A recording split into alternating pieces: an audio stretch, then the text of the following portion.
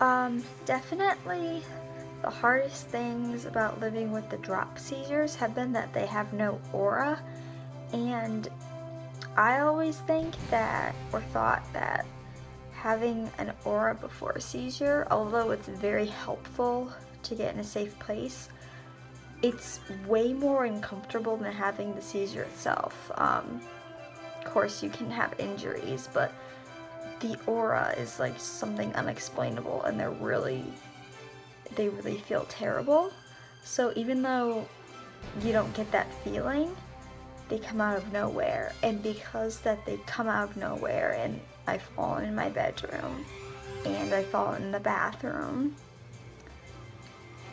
doctor's offices, like 4 different doctor's offices, you never know when it's gonna happen. So a big change that has happened is right now my mom won't let me go down the stairs unless someone walks down or up the stairs with me.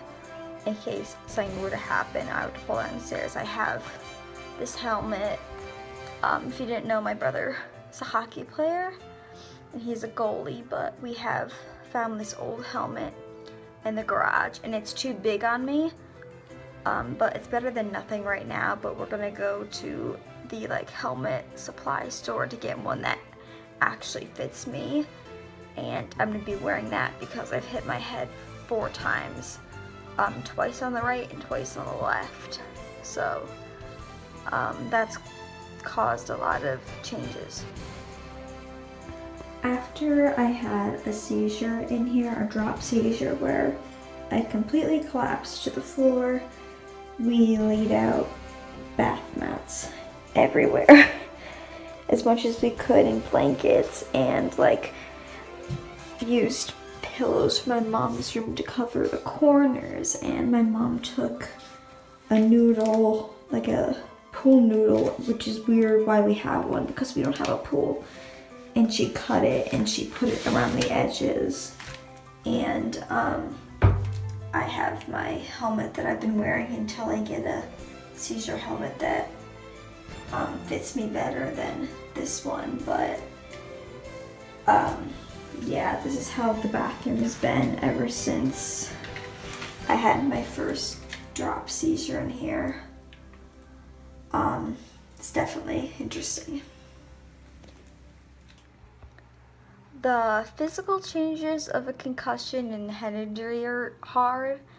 You know, I just want to clean up my laundry that's sitting right behind me up on the floor, but leaning down and getting up and moving my head in different directions, just even turning my head, it makes me dizzy and sick. So I can't bend over and pick things up, or I'll feel really bad. So the first night after I hit my head, the first time I slept for 15 hours, and then you can't exercise, and I wasn't really exercising much, but I'm really into Fitbit, so that's been kind of on hold for right now. Another big thing is I was getting back into taking ballet class, and the first drop seizure I had was triggered by a flashing light of the sun hitting off the windshield of a car, because it was a really sunny day and there's a lot of bright windows in our dance studio, and it just happened to hit me right in my eyes when I was facing that way, and I completely dropped. And yeah, so I haven't danced since that point because they've just been happening more and more, and randomly I'll feel fine and then I'll just drop, so that's kind of scary. Right now I have to wait until I'm cleared from my concussion. Concussions, I mean, they're diagnosed by symptoms. You have these symptoms, you had a head injury, it's qualified as a concussion. So I mean, the ringing in your ears, the headaches, the tiredness, the unsteadiness. So another thing that makes my mom nervous. So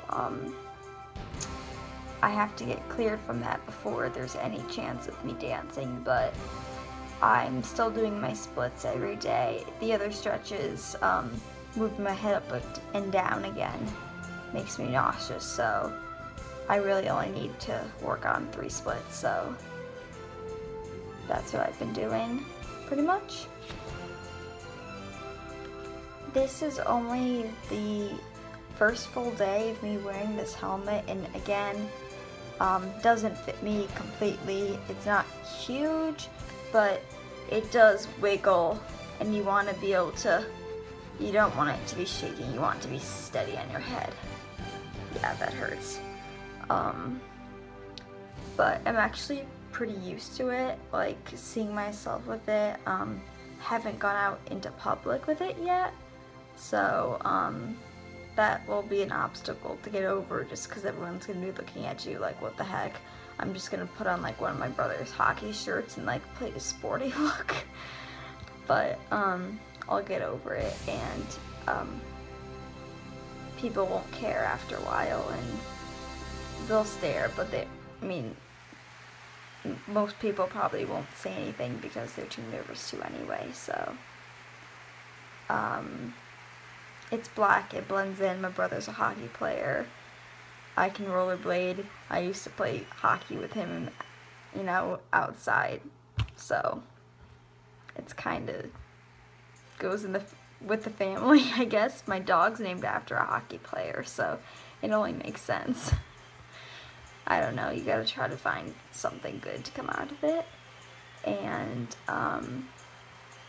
there's definitely ones that will look a lot worse than this, so once I get one my size, I think I can get used to this. And even dancing ballet in this, like, I told my mom, oh, well, once I'll be dancing, you know, I don't care if I wear a helmet. I don't care, I just want to be dancing, because I love dancing. So that's just kind of an update on the falling and the seizures and the helmet and the concussion. Falling quite a few times. The 3rd time I fell from a drop seizure known as an atonic seizure is when I ended up going to the hospital just like last week, because I was getting nauseous and I couldn't sit up and I couldn't see anything. Like, the whole world was a blur. Couldn't see the paramedic, couldn't. So that's when my mom was like, she has a concussion. But we're just gonna keep going day by day and keep updating once I get my new helmet, which will hopefully be really soon.